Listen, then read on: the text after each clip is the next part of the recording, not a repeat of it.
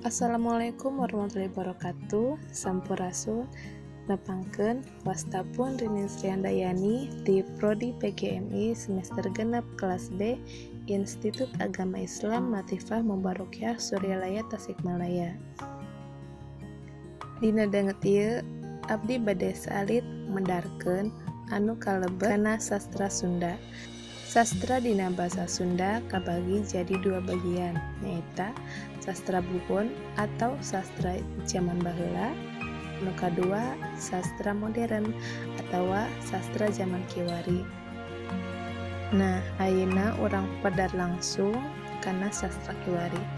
Sastra kiwari kabagi janten 3 bagian, nyaeta prosa, puisi, sareng drama. Kahiji prosa mah contona carpon sareng novel. Muka 2 puisi kiwari contona sajak. Muka 3 drama kiwari contona sinetron atau film dina zaman ayeuna. Ayeuna urang mendarkeun anu ngeunaan kana carita pondok. Carita pondok atawa mindeng disingget minangka carpon nyaeta hiji wangun prosa naratif fiktif. Carpon teh mangrupa terjemahan tina basa Inggris nyaeta short story atawa nu basa Indonesiana cerita pendek. Nepi ka ayeuna teu acan aya watasan naon arita carita pondok teh.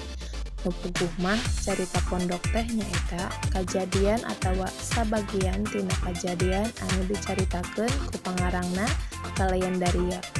Puguh anu ditepikeunana karasa ayana hiji masalah, puguh tokoh atawa nu ngalakonna bari ninggalkeun kesan keur nu maca. Carita pondok condong monel sarta langsung dina tujuanana dibandingkeun karya-karya fiksi anu leuwih panjang, kawas novela sarta novel. Alatan singketna,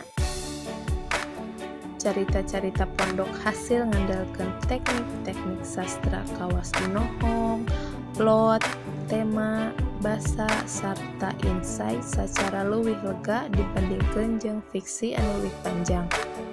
Caritana bisa mangrupa sagala jenis. Jumlah kecapna tara leuwih ti 10.000 kecap.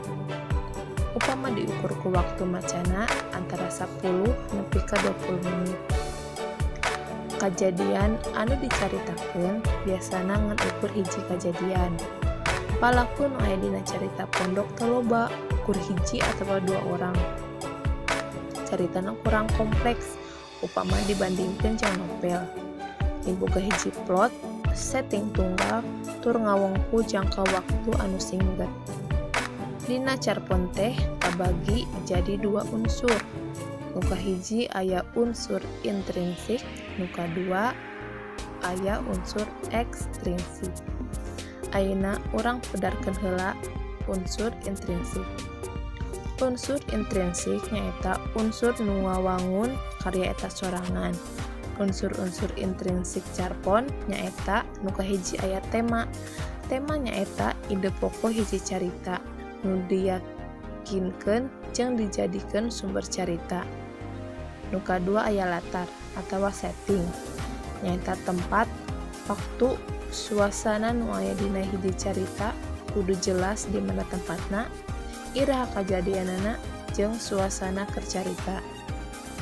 Nu katilu aya galur atawa plot nyaeta susunan kajadian nu ngabentuk hiji carita. Galur dibagi jadi 3 nyaeta nu kahiji aya galur maju nyaeta rangkaian kajadian nu urutanna sesuai jeung urutan kajadian atawa nu gerakna ka hareup terus. Nu kadua galur mundur nyaeta rangkaian kajadian nu susunanna teu sesuai jeung urutan waktu kajadian atawa carita nu gerakna mundur atawa flashback. Nu katilu galur campuran nyaeta campuran antara galur maju jeung galur mundur. Galur boga sababaraha tahap. Tahap kahiji aya panganteur. Bagian carita mangrupa lukisan, waktu, tempat, atau kejadian nu mangrupa mimitina carita. Kadua aya panampil masalah. nyaeta bagian nu nyaritakeun masalah nu keur dihadapan ku palaku carita.